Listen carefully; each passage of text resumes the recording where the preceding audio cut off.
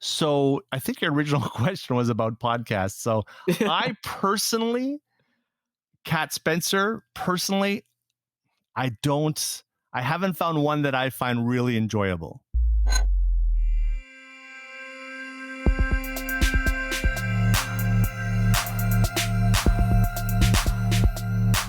ALFA Relations, driving change forward. Hi guys, welcome back.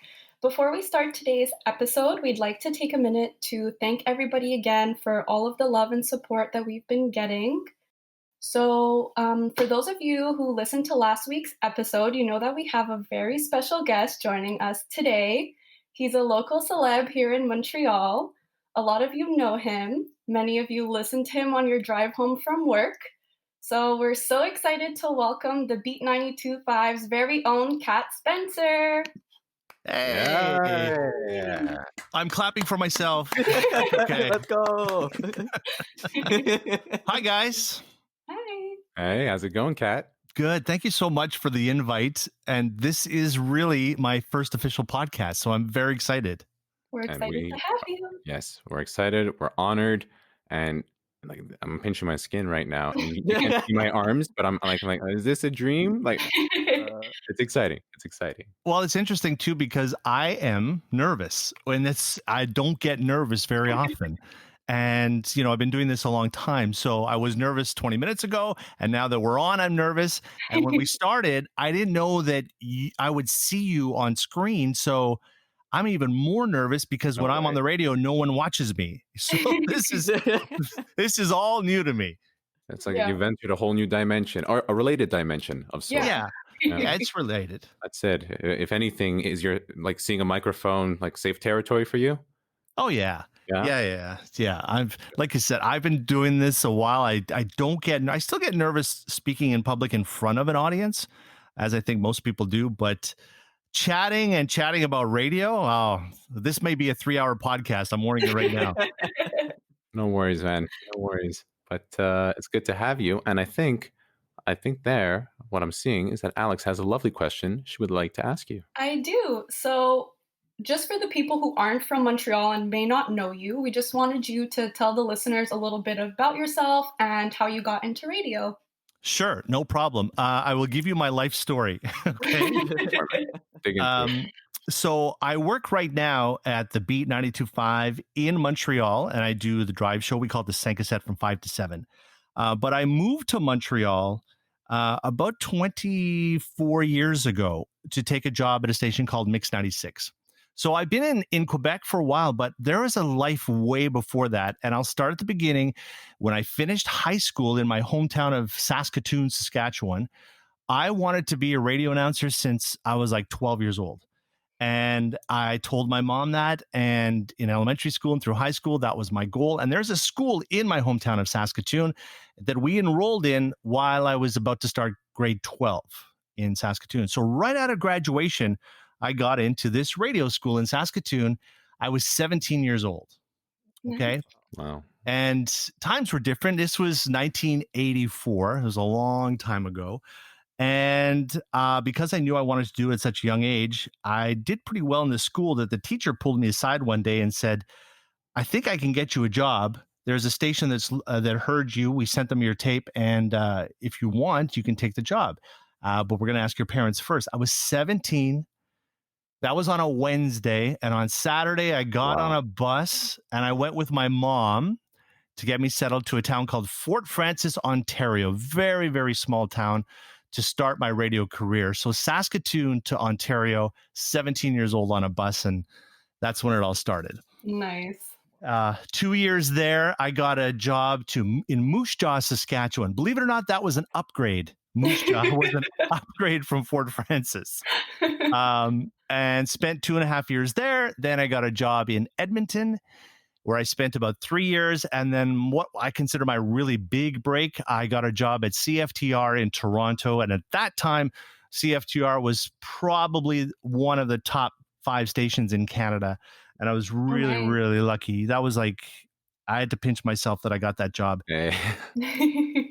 I was there for almost 3 years. That was mid '90s, early '90s, and but it was still AM radio, and AM radio was starting to die out at that Mhm. time, and obviously FM was becoming more music oriented, Mhm. and so they folded. They let everybody go, and they turned to a new station. So we got let go with a severance pay, and then I got a call from Montreal saying, "Here, I understand you're looking for work. Would you want to come to Montreal?" And that's how it all happened. Nice. And the rest is history. That's Here so you are. exciting. Yeah, I'm doing the math here. So 36 years. Wow. Wow. And And how even long I'm shocked.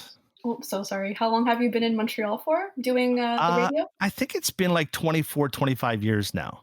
Okay. That's as So, Very old as and us. That's Amazing. yeah, that's older than us. yeah, and some people listening may have heard of Mix 96, which is now Virgin Radio. So I Mhm. started at Mix 96, and I was there when they switched to Virgin Radio and worked my way up to doing mornings at Virgin Radio, and then switched stations and came here to the Beat about 8 years ago, I think. Very cool. Something. Yeah, it's been a crazy, crazy ride. And as I Yeah. now I get a little older and start looking back, I'm like, I can't believe this. It's been 36 years, and very rarely has there been a day where like I don't want to come into work. That's That's good. So awesome. you still have that excitement. Mhm.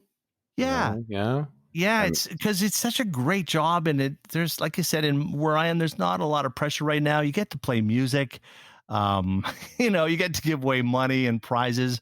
People that call and text are always so nice, like you guys, and it's just Aw. you, it is a really, really. We say it's a very sexy job. Love that. It's kind of like That the makes sense. entertainment industry. That, Yeah. that makes sense. I mean, I'm not gonna lie. Sometimes I'm in the car with my girlfriend and we're listening. I mean, in radio in general, not necessarily the beat, but we hear the hosts and we hear how they're having a good time. They're doing what they're doing. We hope that they're having a good time, but there's like a calming effect that they just generate.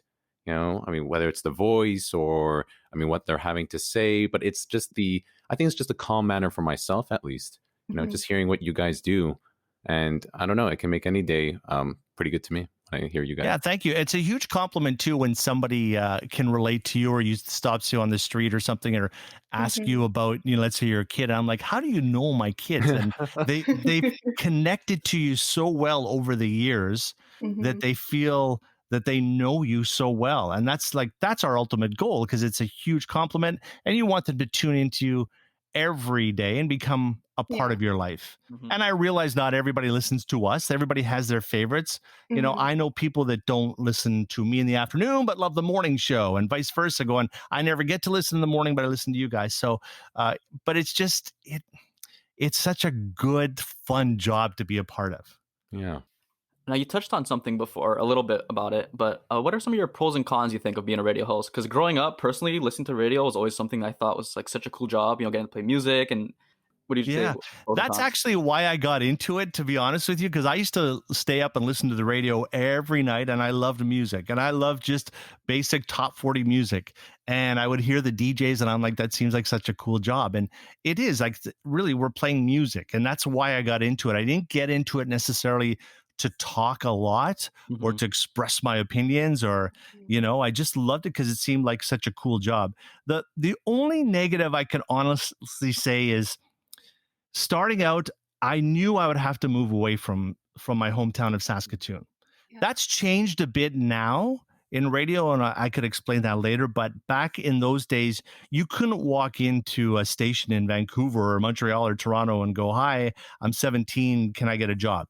Mhm. And I always compared it to like playing for the Montreal Canadiens. Nobody starts with the Habs. You start Hmm. in the juniors, make your mistakes, then you get drafted, then you get to the AHL, and then one day get to the big city. Yeah. And that was the only thing, is we had discussed it. My mom and I saying, listen, I'm going to have to move away. I didn't think it would be that quick at 17, and I was hoping for something closer. But moving away was tough.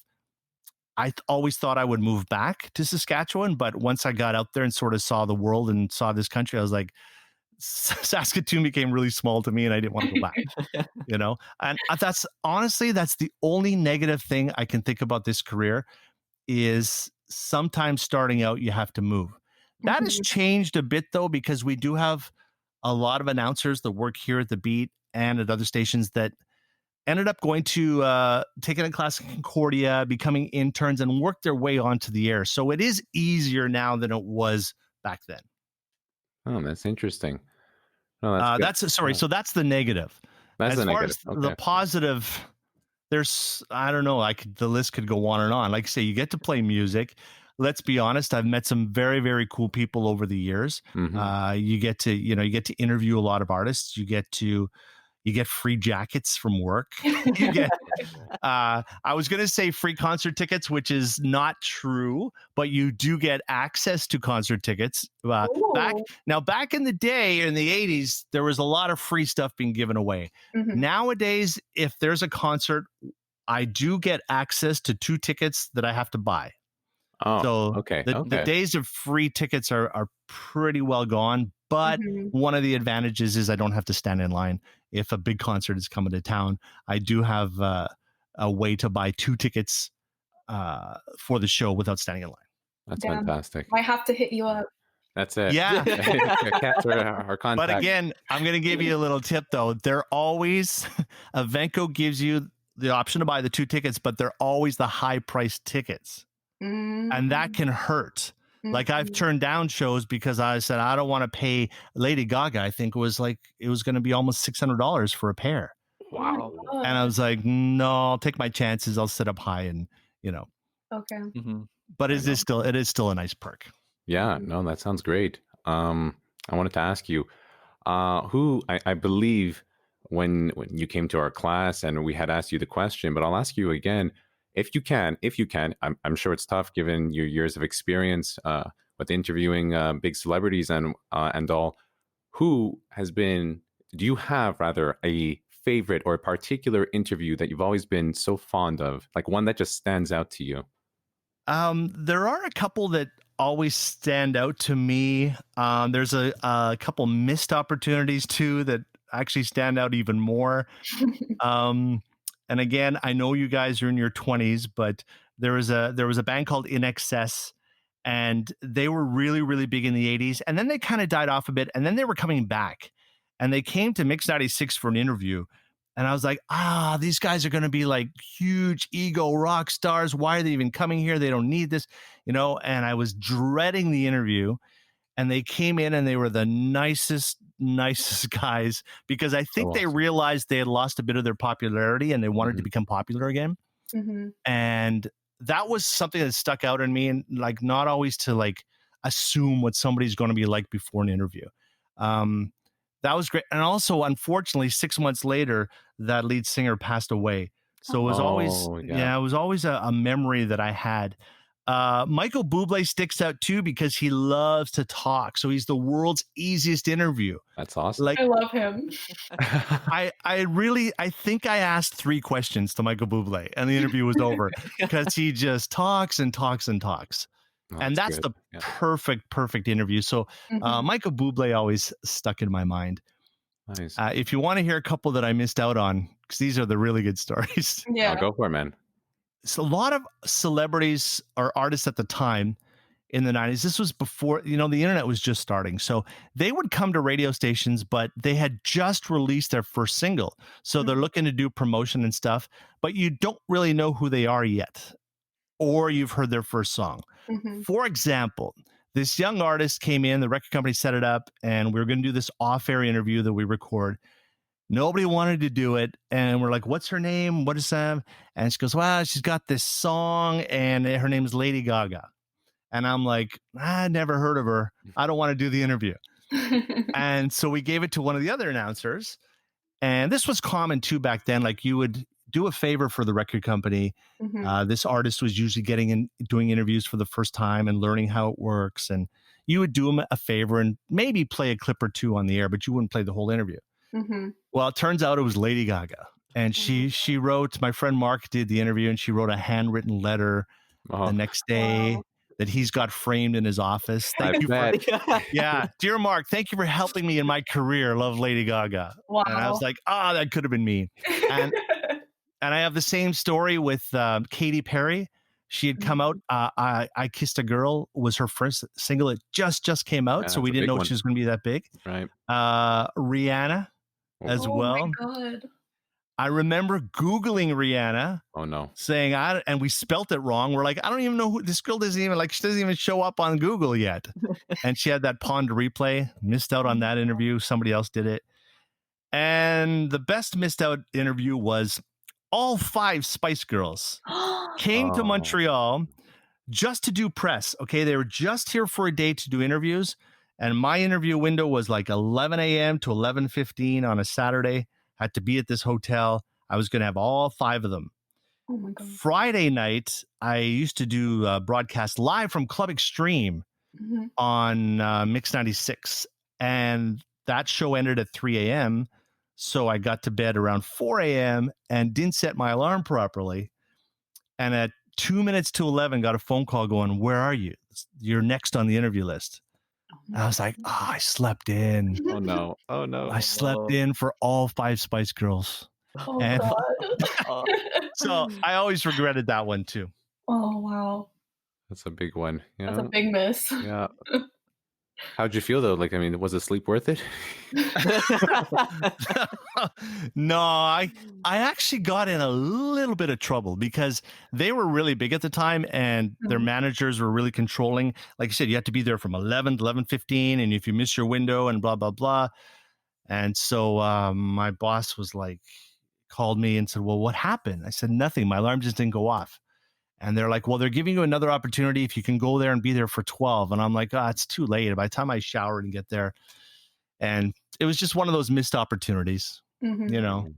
And it was more for, let's be honest, it was more to meet them and get a picture with them. For sure. When we Yeah. to do the interview, we probably would have ran about 2 minutes of the interview on air. We wouldn't have ran the whole thing, Mhm. but it was just one of those opportunities to meet a really big celebrities, and I screwed it up. Well, hey, like, I mean, let's just say, I mean, you never know what happens, but if you were to, let's ask them, a number one question in the interview that you were going to do, what was that question? What would be that question? Mhm. Oh, one of my favorite questions that you can't go wrong with, you have to word it properly, is you start off, well, you don't start the interview like this, but it also depends how much time you have, because sometimes you only have 10 minutes. Sometimes they're like, take as long as you want. But I always like to say, hey, let's say, Alan, you're a famous rock star. Let's pretend. So, like, I would go something like, Alan, I really want you to take a minute and just brag about yourself. You seem like a very humble person, but you've had 3 number 1 hits. You got your new album coming out.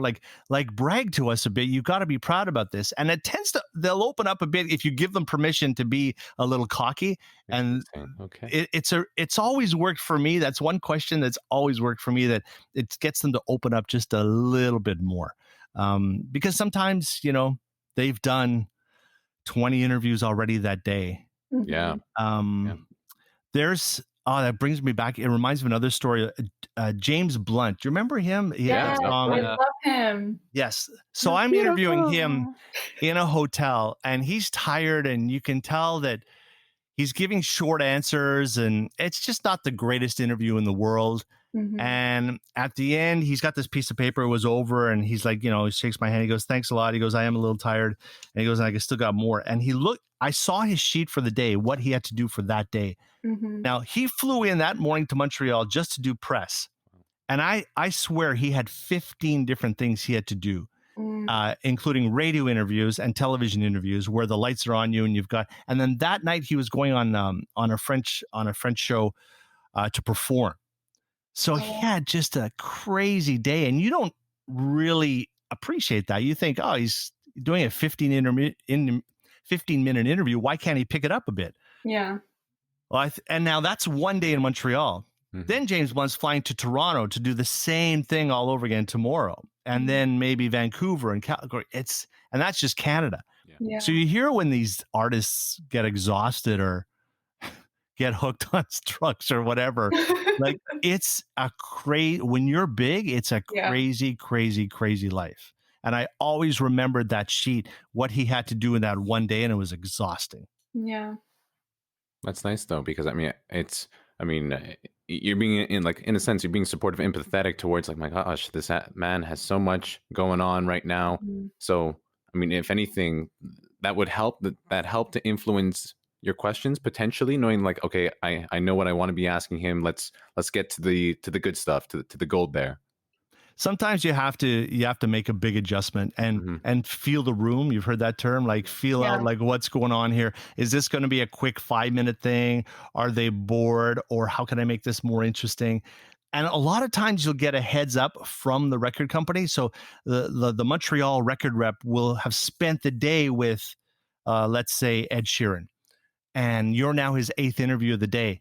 And the rep will pull you aside and go, it's all good. He's good. He's in a great mood. You're going to be fine. Ask him whatever you want. Mhm. And then other days you get, listen, he's so-and-so's, he's a little cranky, and this is his last interview of the day. Don't ask him about his last relationship or something, because the last interviewer asked him that, and now he's in a bad mood. So, you know what I mean? You do get a heads up sometimes when you're doing these interviews as to what it's going to go down like, or what kind of mood they're in. Mhm. And you've got, part of me is like, hey, you're rich, like, and you're just living the life. Can't you be nice? What? It should be put When on you a T-shirt. Yeah. They still got to work, and they Yeah. still got to promote themselves, and it can be exhausting. Mhm. Mhm. Like, we're going to wrap up this podcast eventually. Now imagine taking a drink of water, and then you guys have to do it all over again with a new guest and another guest and another guest. Like, that's what Yeah. they have to go through a lot of time when they're doing press and interviews. It's a good way of looking at But it. Yeah. then again, they're rich. Yeah. Should we put on a T-shirt just like, cheer up, you're rich. Yeah. Smile.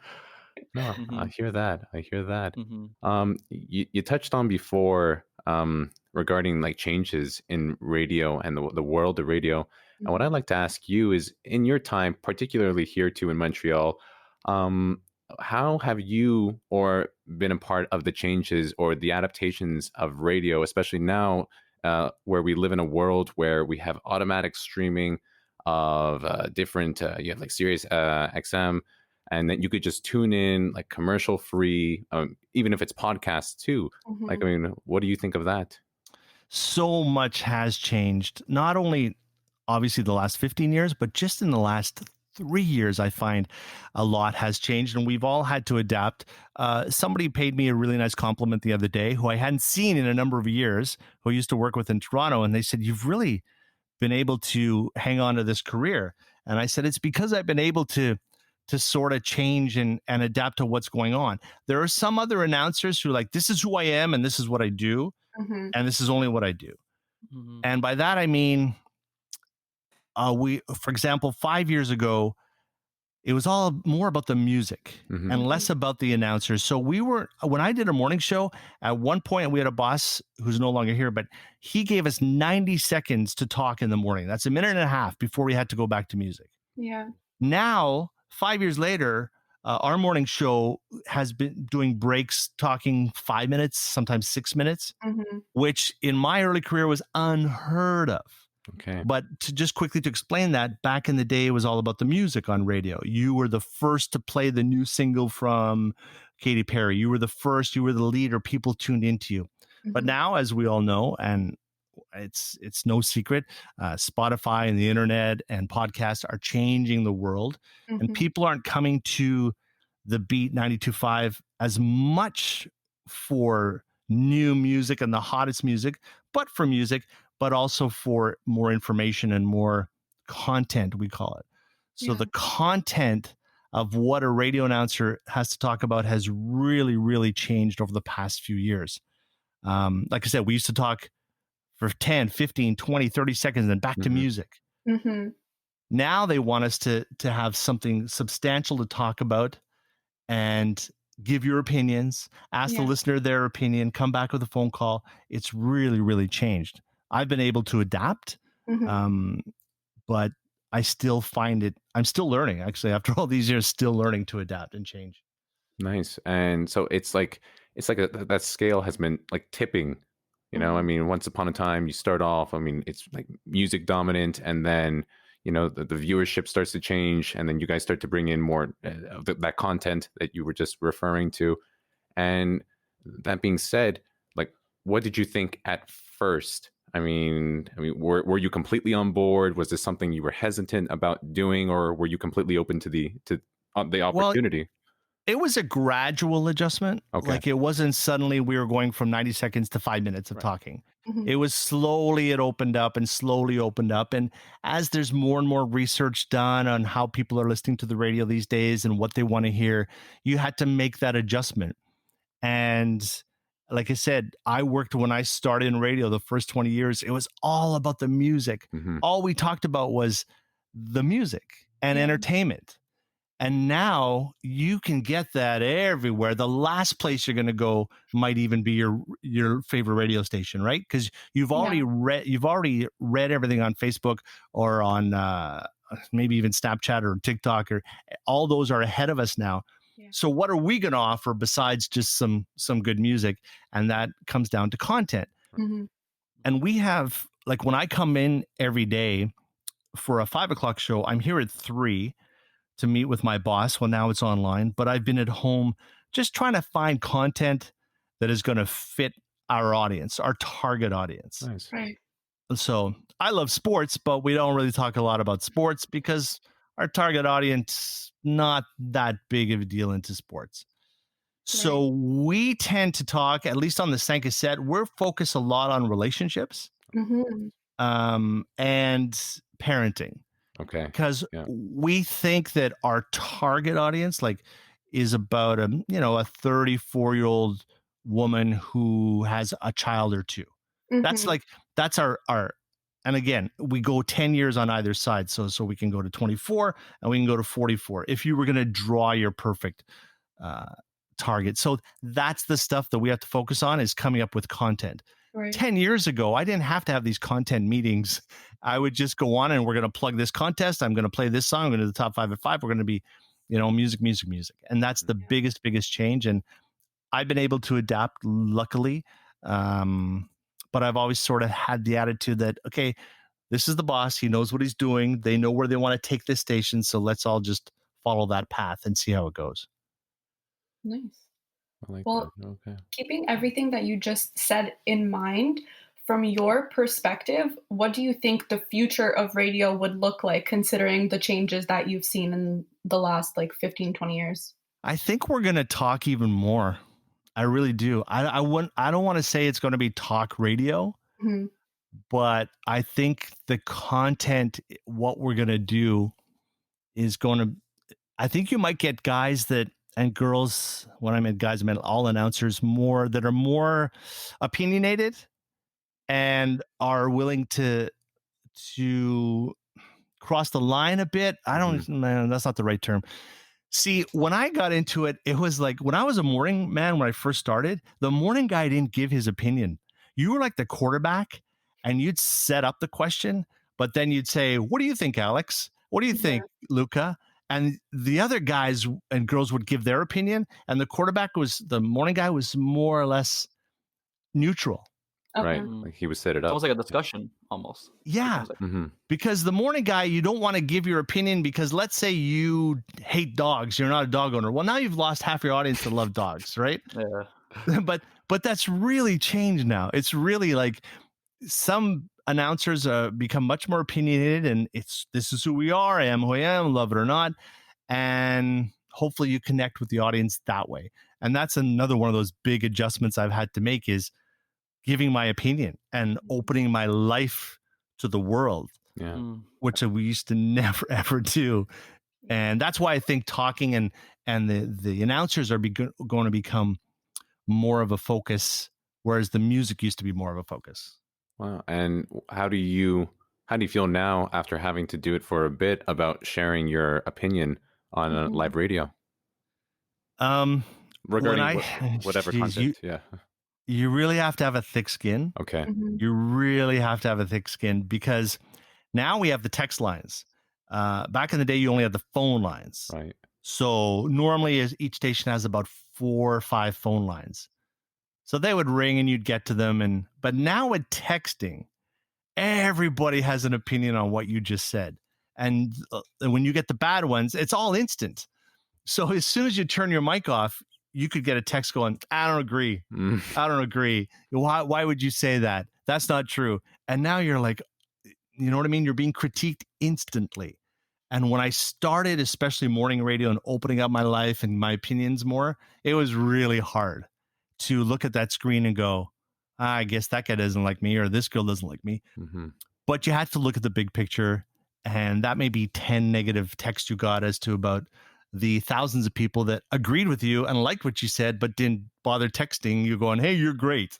You know, you always get the negatives. And it's hard sometimes, but it took me about a year to just realize, okay, maybe I don't care isn't the best word, but you can't care about negative reaction. You got to think about the positives, That's good. you know? That's a good outlook.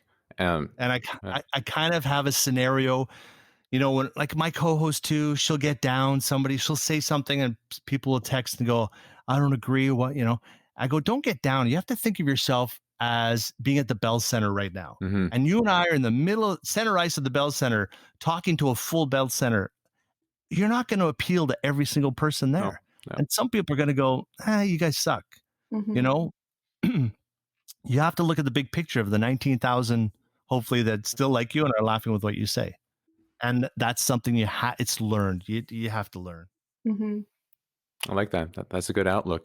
You know, how do your co-hosts? I mean, do they share a similar perspective? Are there others that have more of a struggle with that instant communication with the public? I think speaking on behalf of all the announcers, you never really get over it. Even one bad text. And a lot of times it's they misunderstood what you said, or that's not what you were trying to convey. Hmm. And a lot of people instantly will get on the keyboard and go, that's not what I meant, blah, blah, blah. But I tend to take the high road because, first of all, they can take a screenshot of what you write and post it. You have to be so careful. So if you let loose on them thinking no one else is going to find them, and it's been done. I saw it done at another radio station. The listener took a screenshot and posted it. So now everybody saw what the announcer Oh wrote to them, no. Oh wow. which they thought was private. Okay. Just my whole philosophy, and I've tried to spread it amongst the younger announcers, is just take the high road. It's not worth it. It's 1-2 listeners. Look at the thousands that are listening that didn't complain. Yeah. You know, I hear it's that. just not worth it. But it is hard to take. Mhm. It's just hard to be critiqued. Yeah. And it's in our DNA that you want to write back and you want to jump back down their throat. So it does take patience and it takes a thick skin. Okay. And at the end of the day, it's just radio, right? It's Mhm. just a little local radio show in Montreal. It's not like we're broadcasting on CNN or anything. So Well, you're still pretty big to us. I mean, Yeah. you've been talking for, I mean, our whole lives here in this wonderful city. Yep. I mean, there have been different periods where, like, I heard you as well as the others on Mix 96, whether Mhm. we'll be having breakfast in the morning right before school, you know, all coming back from home, and you're doing your thing. And at least for myself personally, Kat, you're doing a great job, man. Yes. God, thank you. You're doing a great Yes, job. I agree. Thank you. I mentioned I used to do that club gig at Club Extreme. I know you guys were probably too young to be in the club. And if you were there, you shouldn't have been. But I see people that like were the constant club goers every week that were regulars. Mhm. I see them once in a while on the street, like with a family and kids and all grown up. And it's such a cool thing to see. It's like, oh my God, I used to remember you when you were like 18 years old sneaking into the club. That's so funny. And now you're trying to keep your kids out of the club. But it's fun because people have listened to me, like you said. That's very nice of you. Thank you. How some people have actually grown up with me, but I've seen you grow up too. And it's a really interesting perspective. That's so So cool. thanks for that. Yeah, I like that. I actually had like actually a little story I wanted to say that actually involves you because you know we were sort of saying like how you're actually like a big thing to us, and I was looking through some old photos I had on one of my old phones, and I had a screenshot of you following me like 4.5 years ago on Instagram, and I remember taking that screenshot because I was so excited. Oh no, I want to see that. I'll send it to Alex to send you. But it was like this, like I was so excited, so I took a screenshot of it. And now we're like, it's just so surreal because here we are, like 4.5 years later, and like you're on this podcast with us, which you partially like, you know, inspired also. So it's just so crazy. It's funny because I want to someday, I don't know if it's possible, like someday when I'm sort of see the end of my career happening, I want to let everyone in Montreal somehow send me stuff like that. And the reason I'm saying, sorry to cut you off, Luca, but That's okay. somebody last week, a young girl, she was 14 or 15, did a contest for Backstreet Boys tickets where she had to pogo, a pogo stick Yeah. down Yeah. St. Catharines Street to No win front way. row tickets. And I was there with a mic. We were broadcasting live on St. Catharines Street, and she sent me the picture. And now I think she's like 30. I think she's 35. Oh my Oh my god. I would think, Something. or something, in her 30s. And she had this picture, and I remember that day so clearly. And in my mind, she's still a 14-year-old girl. And I said, I need to get more of this stuff and collect more memories from those days. But thank you, Luca. I didn't even know I follow you on Instagram, to be honest. That's a It's good all good. idea. I remembered it though. I remembered it. That's so funny. Yeah, Oh, it was just like it was just one of those moments. I was like, wow, that's just what a crazy thing. Well, thank you. Yeah. That means a lot to me. Just keeping up with like a little bit with the times, with COVID-19. I was just curious, how did your job change, and have you had to adapt to anything due to it? Okay, well, that's a really good question. First of all, our studio is the cleanest it's ever been. And all right. and actually the announcers are probably the cleanest they've ever been too. That's so funny. We have a process here where, like any company, we have to spray everything down. We're all talking into the same microphone. So we all have our own mic guards now, Yeah. Cool. our own Nice. personalized guards that we put on for the show and take off. We have a responsibility to spray down the studio completely before the next announcer comes in, because we're talking and we're spraying and Right. we're spitting. We also do have a rule as far as the announcers go about only 2 people in max in the studio. And so the morning show has, they have like Nikki and Sam are in one room and Mark Bergman's in another room through glass. And Okay. Claudia and I on the drive show, Claudia and I are in 2 different studios actually, but Oh, no we're kidding. separated by a big piece of glass. So it's like we're in the same room, but there's a complete window in front of us. We don't actually physically we're about 10 feet apart through glass. That's as far as the announcers go. Well, actually, and then the big change was our content. I mentioned content earlier. You want to go back to like when it was at its worst, I would say May. You had a lot of advertisers pull out their advertising because everything was shut down. Yeah. So, which by the way, they're allowed to do. They put their spots on hold. So we had nobody driving home. Like the roads were completely dead. So in our minds, we felt we didn't even have an audience because that was our main audience. It's people in their car going home at 5 o'clock. So there was this adjustment of, is anybody really listening? But we have numbers and research that shows they were still listening, but more at home. Right. But we had to change our content as far as it's so obvious. Life changed for everybody, right? Yep. So we had to be a little more serious. And then we had to find angles of, okay, what are people going through right now?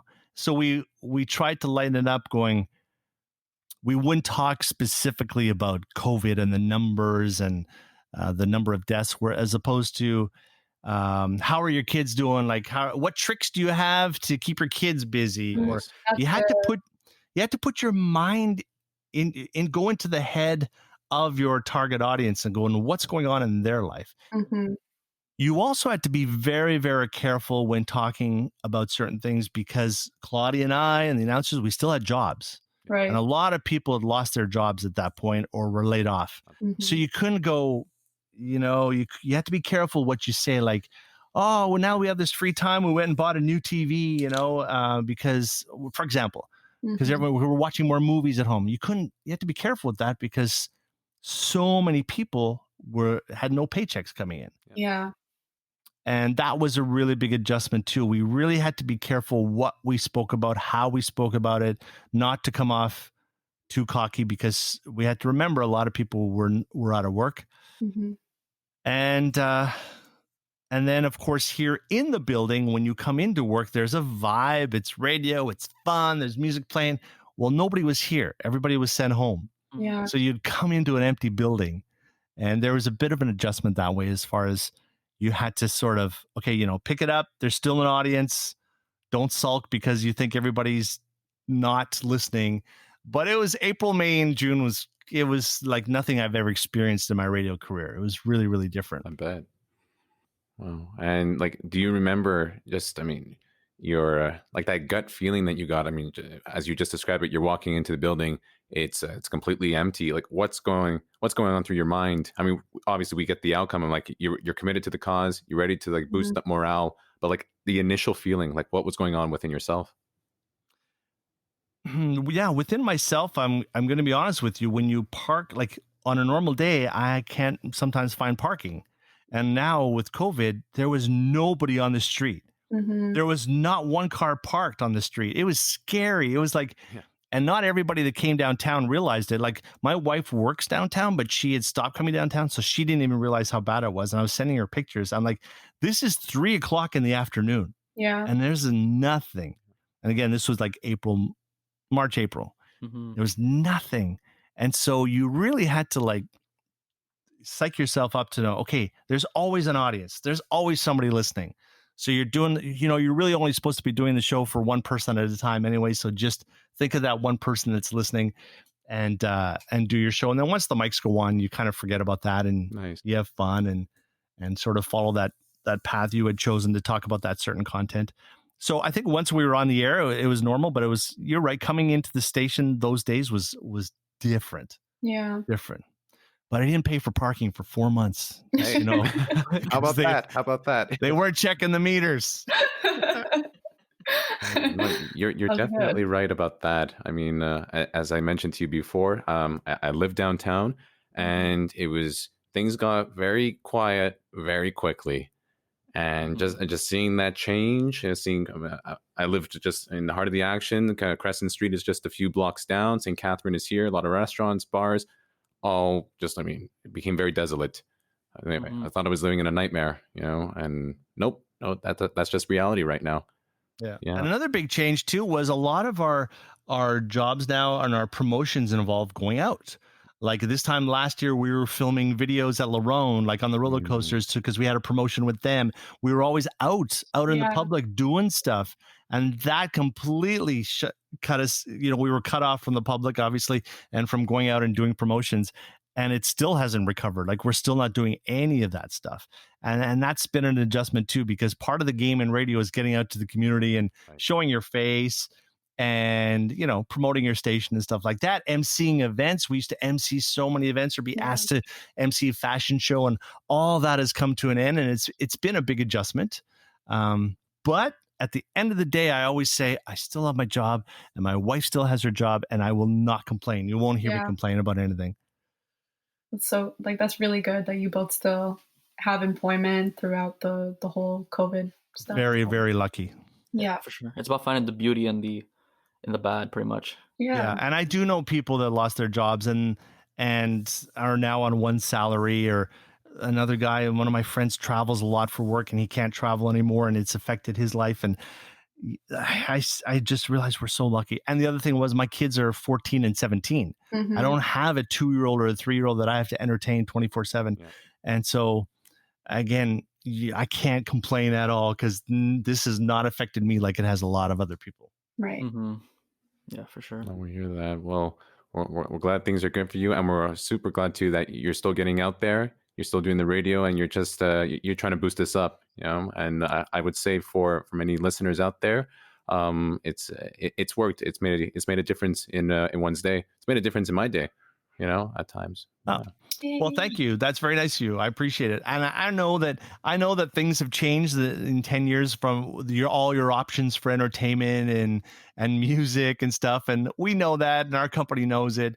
But there are still a lot of loyal listeners we have out there, and people that even if you tune in for 20 minutes a day, we hope you like what you hear. Our whole thing is we've got this feel good attitude. We want people, when they turn on to 92.5, it's positive. It's going to get you hopefully in a better mood, or keep you in the good mood that you are, not put you in a bad mood. I would agree. Talking about a little bit like having different formats and how radio sort of become more opinionated, and it's more about the content. What are your thoughts about podcasting, and would you also ever consider trying it out yourself? Well, it's interesting because my brain is wired to talk to get it out, get to the point, shut up and play a song. Okay, that's what I did for the first 25 years of my radio career. So now they're giving us more time to talk, and I have a hard time still. And I tell my friends, I think it's my brain is that way. Like when I hear certain podcasts, people say, "Oh, you gotta listen to this podcast; it's so good." So I listen, and my brain is going, "Get to the point, get to the point. What's taking so long?" Look at that. Do you understand? Yeah. And that's just the way I'm wired. So that's why I have friends that love Howard Stern. Okay. And Howard Stern, he's a genius. But when I listen to him, my brain goes, he's taking way too long to tell his story. And I can't focus. And it's just because of my radio training was always for years and years and years, we were taught, there was a station I worked at in Toronto. I think that I was working evenings. The longest I was allowed to talk was about 20 seconds. Oh, wow. So you trained yourself to say a lot in 20 seconds. And so when I hear someone talking for 5 minutes, I'm going to be honest, drives me crazy. But it's only because I was brought up a different way. Yeah. You guys are used to hearing that podcast and more content and longer talking. So it's never going to bother you as much. Yeah. And even my boss is 34. And if you haven't done the math yet and figured out I started radio at 17, blah, blah, blah, I'll tell you that I'm in my 50s now. Okay. So my boss is 34. And when he listens to stuff, he listens to it differently than I do. And yeah. So I think your original question was about podcasts. So I personally, Kat Spencer, personally, I haven't found one that I find really enjoyable. Fair enough. And I haven't listened to ours yet. I know this one's going to be killer. Like I'm going to listen to this one every day over and over. But Joe Rogan, for example, I love the clips I see on Facebook. But when I go to listen to the entire podcast, I find it a bit of a struggle. They're a lot longer though too. Yeah. Or maybe I have ADD. I don't know. No, you're not crazy. I mean, his stuff is 3 to 4 hours sometimes. Yeah, they're a lot long. I mean, it takes me days personally. Yeah, that's why I love seeing the clips on Facebook when it's edited and you get to the meat of it. That's what you end up watching, right? Which is, and to bring it back to radio, that's what's happening with us. We do our breaks on the radio, but then we have a social media team who's taking some of our clips and posting the audio the next day on Instagram or whatever. And so people can hear the little clip, the edited version of it or a 1 minute version of it, maybe with the video or stuff too. So that's what it's come down to for us too. We're really pushing social media as well. But as far as podcasts, I need to find like a 5-minute podcast. You know what? Hey, that could be your idea right there. Kat Spencer in the 5-minute podcast. True. Wow. Hey, we might be onto something. We might be on. Who knows, man? Just 5 minutes. We could do it. We could do it. You can do it. We could have our own show. Yeah. Like, yay. I see Alan as the quarterback, the guy who maybe doesn't give his opinions too much. Then Alex jumps in as, with the women's perspective of things. And then Luca's like the crazy danger boy stunt guy. That's funny you mentioned that. That's very funny you mentioned that. Yeah. He's the guy that would like go in the pumpkin pie eating contest or something. Oh, yes. That is definitely Luca. We are on to something. And we do it in 5 minutes. Yes. You know what? I'm on board. You know what? I'm not even Kat, that's a good idea. Very serious. That's a good idea. Okay. Yeah. I mean, hey, put it down in your idea book. I mean, we have our contact information. That's it. Write it down because I mean, something like that with attention span being shorter among a lot of people these days, that's true. A good idea. Okay. Yeah. I'm gonna work. It's all in the name. It's got to have a catchy name. Sorry. So no worries. Let me work on the name. Okay. Give me a week or two. No worries, man. Oh my God. This is exciting. Look at that. Look at that. Oh, that's beautiful. And that brings me to something that I want to share with you. So, it's just absolutely crazy. And like you talk about the big picture, right? So this just came to me the other night and I shared it with Alex and Luca, but I want to let you know. So here we are, we're recording with you and you are our first guest on the ALFA Relations podcast. Yes. And you were also a guest in our interviewing course months ago. All right. It was March, I believe, guys. It was like March? 2 weeks before shutdown. Yes. It was early March. Yes, that's correct. That's correct. And so you were there. we had you in, and we were interviewing you while you also Mhm. provided us with tips, tricks regarding interviewing, and you also gave us the inspiration. You as well as our interviewing professor, and from there, Mhm. sometime like maybe a month or 2 months into the lockdown, the shutdown, and the idea of the podcast came to be, and we used that inspiration, and here we are now recording back again with you, Nice. based on the That's a great information, story. right? Based on the Mhm. information and the tips Yeah. and that you gave us, and then we're using it on you. Yep. Oh, We have a paradox there that a little bit. Full that really circle. touches my heart. Thank you so much. That's really really nice of you. We don't get to see or hear much of that. Mhm. We turn the mics off and we're like, okay, next. Right. Hmm. So for you to say that, it honestly really, really does mean a lot. I don't know if you know this, but your professor sent me notes about 3 weeks later Mhm. because I think he asked you to write down what you thought of my interview, That's right. and it wasn't really an interview; it was just me talking a lot, like I am now.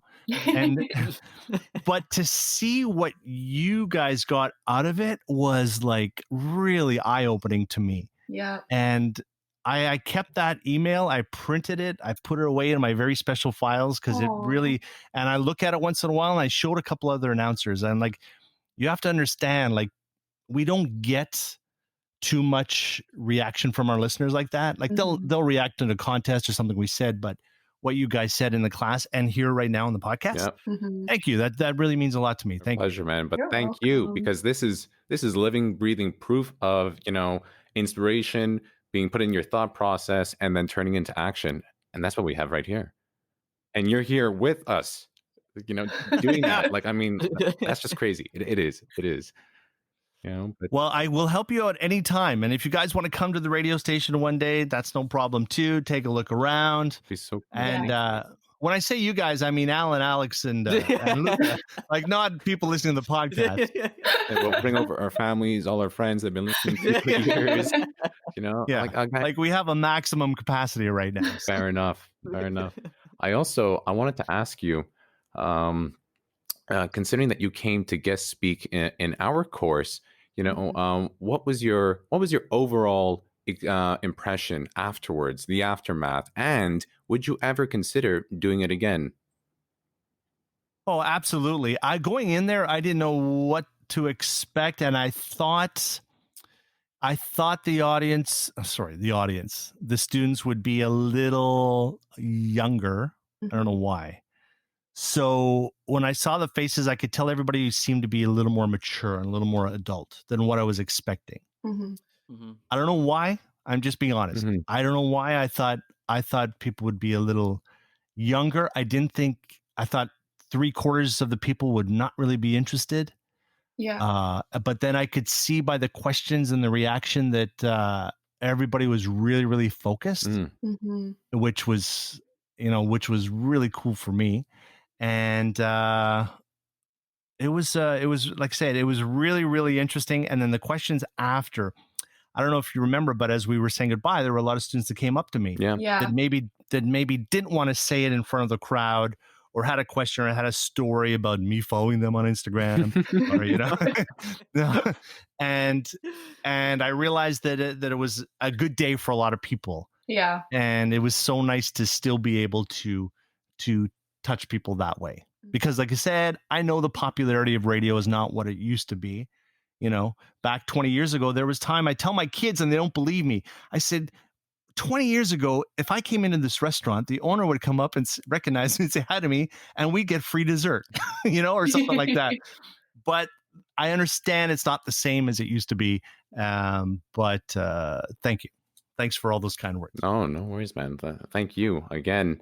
And I mean, I kind of have this vision where I see you. I mean, of course, once the lockdown and coronavirus is history, but you see yourself coming back. Not necessarily talking to our class, which is an interviewing course in AHSC, Applied Human Sciences, but maybe the journalism department, the communications department. Sure, absolutely. I love to talk to students. I know there's an interest for, like I said, even if you don't listen to the radio, people all have that perception of what it was, want to hear the stories about Lady Gaga and what celebrities are like and stuff like that. So I love talking to students.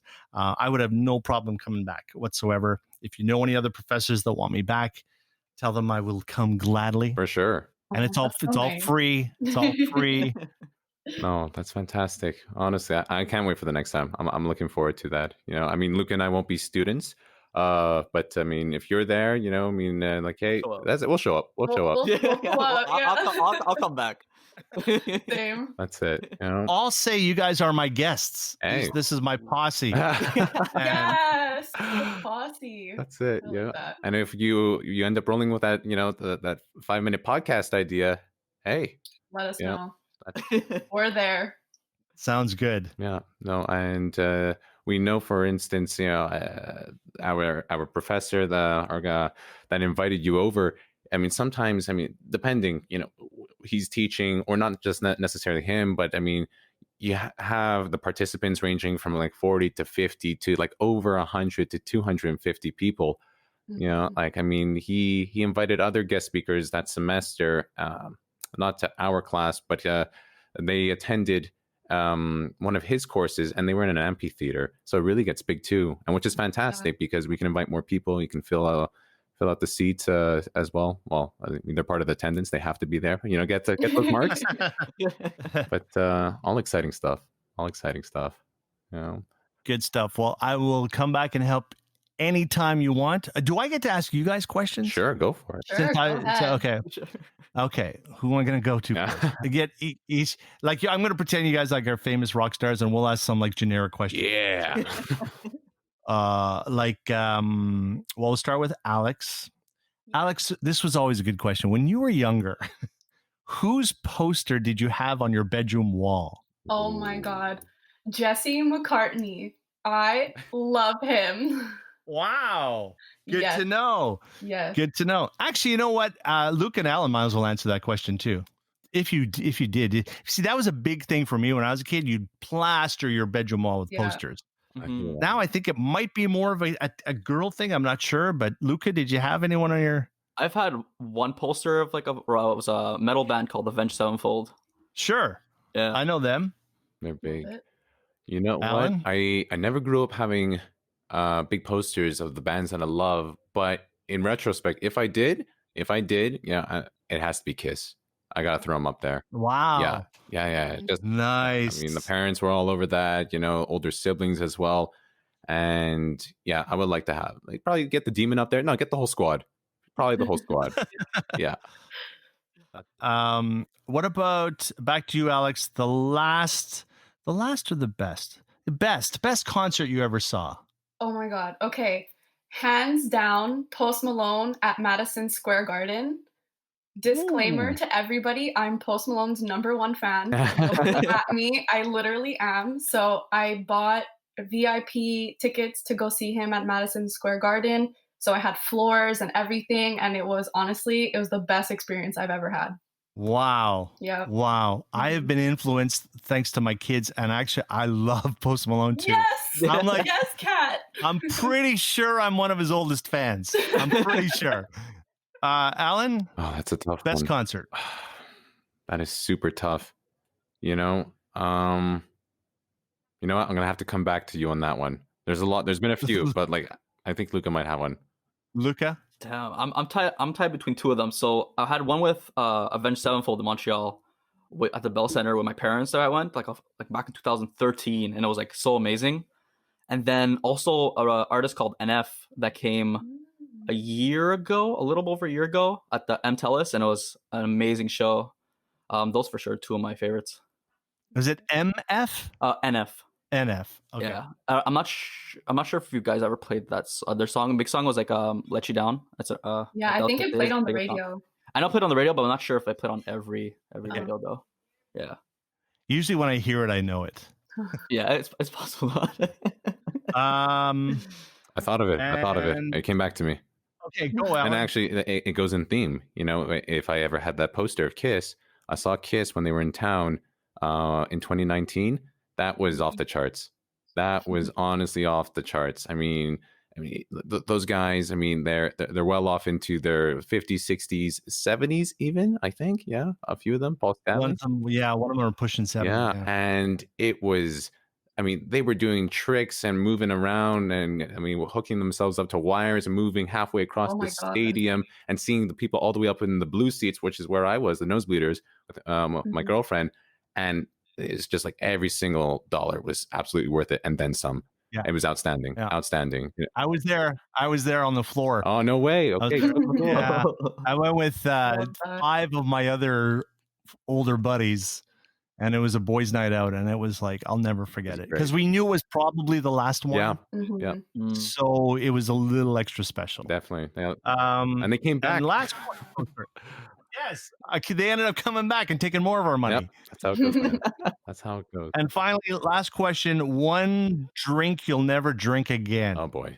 Like, we've all had that night where you're like, oh, I shouldn't have had that. Well, maybe Alex. Alex doesn't look like the type that you'd be a big drinker. Oh, you'd be surprised. She has a Actually- wild one to tell us. Actually. Okay, so tequila is my love-hate relationship because I love it a lot. I could pound it back super easily, but I also got really, really, really drunk off of it one night, and I couldn't stand the smell of it for a really long time. But now we're back on. We're back on now. A lot of hand sanitizer smells like tequila. Have you noticed that? Yes, it's terrible. It brings back so many bad memories. All right, who's next? Oh boy, Luca, go for it. One drink would be probably Jack Daniels. I had a bad experience when I was 20 where I mixed, and Jack Daniels was one of the main I drank that night. Yeah, And ever since then, just the smell of it just makes me nauseous. yeah. That's really what the question is based upon. Like, what was that one drink you had one night that you'll never? Alan, you're up. Yeah, it's more on the light side. It would have to be a beer, and I never forgot this beer because the taste was just, it was just awful, and it brought me to another dimension, and I wish I had never visited it. It would have to be, actually no, there's two, but there's one that was worse than the other. Tremblay. Yeah, I can't do it. I can't do it. It's a Quebec beer, right? I believe so. I Yeah. believe so. And Yeah. like, it's a cheap beer to start off, but like, I mean, I can't do it, Kat. I remember being by the water down in Verdun with a couple of my friends from school, and it was a nice night. Moon is out. We open up the 6-pack, and then you take your first sip, and it there wasn't like lukewarm. I mean, it was kind of cool, but it was horrible. Ew. Yeah. No. And I said, you know what? At least now I know. But that one always stayed with me. I mean, that was several years ago, but you never forget the ones that you'll never go back to. Yeah. Mhm. Yeah. Wouldn't that be ironic if you're like at some park and you're throwing up because you're so sick, you look over and there's Alex and Luca? Oh, hey. Yeah, that would actually be something, You never know. You never know. Oh, you know? God. On that note, Kat, I have one more question for you. I'm ready. All right. If there is one piece of advice that you would give us right now on our journey, which, as you know, we are just starting off here in the world of podcasting and interviewing and discussion-based questions, what would it be? Off the top of my head, this is not putting a lot of thought into it, but I live by this rule, and it will definitely help you with what you're doing right now. Surround yourself with good people. You can't go wrong by surrounding yourself with people that will help you, and don't be afraid to ask questions to these people, and don't be afraid to admit not only your mistakes, but if there's something you can't do. That's what your friends and coworkers are for. Yeah. And if you can find the right team in life too, like if you can just find that right team of friends, your life will be so much better. And I'm telling you now, because I'm much older than you guys. And in the past couple years, I've lost a couple friends suddenly. And I just found out, like literally 2 days ago, my neighbor, who has become a very good friend over the past 5 years, is moving to BC. And it has hit our family so hard. We're like crushed. And we're like, why are we so upset? We've only known these people for 5 years. but we had a bond. We connected. We realized how important they were in our life, and now they're going to be gone. And it really, the last couple of years, I've realized friends and just surround yourself with good people. That's good advice. You know, Yep. Kat, we need you to come back to our department because that's what it's all about at the end of the day. It's about the team. You know? Mhm. Yeah, it's about the collaboration. You know, it's all about the unity. Well, yeah. Well, 2 of the 3 you are good people, so I'll show up. Eh. I just want to see your reaction. I'm just kidding. I'm just kidding. Leave down in the comments which one you think is. That's good. Listen, I only work. Everyone's going to say he only works 2 hours a day anyway. I've got a lot of free time, so I'll help you guys out in any way I can. Thank you so Love much. that. That's great. That's good advice. That's key. That's key. You know, and I like to think that's what we have going on here. You know, Yes. we have Luca, we have Alex, and it feels not a thought. It feels like a solid, wonderful team that is motivating ultimately. Mhm. Yeah, I can tell just in the past hour that, and you all have your own strengths that might be different from each other, and together the 3 of you, I can tell, work really well. Thank Thank you. Thank you. Just don't steal my job one day. Oh no, there's only one Cat Spencer. For real. That's for sure. True. That's for sure. Well, without further ado, I think Luca there has a question for you. Oh. Okay, so at the end of our podcast, we usually have a little saying the way we sign off, saying we are ALFA Relations, driving change forward. So we were wondering if you would want to do the honors and outro us out. Oh, sure. Okay. So I'm going to say we are or you are. Oh, today you're a part of us. Mhm. Okay.